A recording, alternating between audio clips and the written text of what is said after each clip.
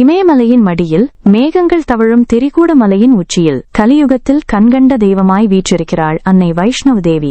ஜம்மு காஷ்மீரின் கத்ராவில் அமைந்துள்ள இந்த ஆலயம் வெறும் கோவில் மட்டுமல்ல, அது நம்பிக்கையின் உறைவிடம். ஆண்டுக்கு 1 கோடிக்கும் அதிகமான பக்தர்கள் ஜெய் மாதா தி என்ற கோஷத்தோடு மலையேறும் அந்த புனித யாத்திரையின் முழுமையான வரலாற்றையும் அதிசயங்களையும் இன்று விரிவாக பார்ப்போம். இந்த கோவிலின் வரலாறு திரேதா யுகத்திலிருந்தே தொடங்குகிறது.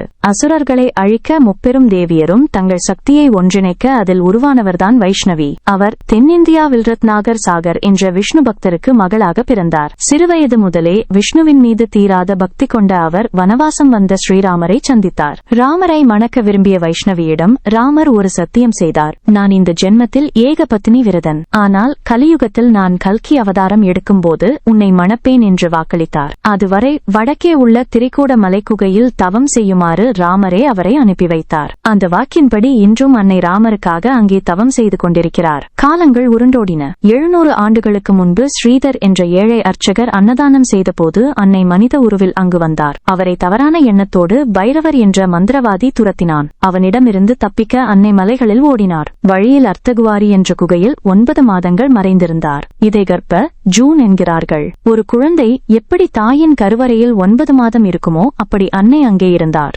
இறுதியில் பைரவர் கண்டுபிடித்த போது அன்னை மகாகாளியாக மாறி குகை வாசலில் அவன் தலையை துண்டித்தார். தலை துண்டிக்கப்பட்ட பைரவர் தன் தவறை உணர்ந்து மன்னிப்பு கேட்க அன்னை அவருக்கு மோட்சம் அளித்தார். என்னை தரிசிக்க வரும் பக்தர்கள் உன்னையும் தரிசித்தால்தான் யாத்திரை முழுமையாகும் என்ற வரத்தையும் அளித்தார். பைரவரை வதம் செய்த பின் அன்னை தன் மனித உருவை நீக்கி குகைக்குள் பாறையாக மாறினார். அங்கே சிலைகள் இல்லை. அதற்கு பதிலாக 3 பிண்டிகள் இயற்கை பாறை வடிவங்கள் மட்டுமே உள்ளன. வலது பக்கம் கருமை நிறம், இது மகாகாளி, இருளை அழித்து வீரத்தை அருள்பவள். நடுவில் தங்க நிறம், இது மகாலட்சுமி, செல்வத்தையும் வளத்தையும் தருபவள். இடது பக்கம் வெண்மை நிறம், இது மகா சரஸ்வதி, ஞானத்தையும் கல்வியையும் வழங்குபவள். ஒரே பீடத்தில் கல்வி, செல்வம், வீரம் ஆகிய 3ஐயும் வழங்கும் இந்த அபூர்வ தரிசனம் வேறு எங்கும் கிடைக்காது. பழமை வாய்ந்த குகை என்றாலும் வசதிகளில் இது ஒரு நவீன நகரம் போல காட்சியளிக்கிறது. முன்பு செங்குத்தான பாதையில் குதிரையில் மட்டுமே செல்ல முடிந்தது. ஆனால் இப்போது டாரகோட் மார்க் என்ற புதிய பாதை உள்ளது.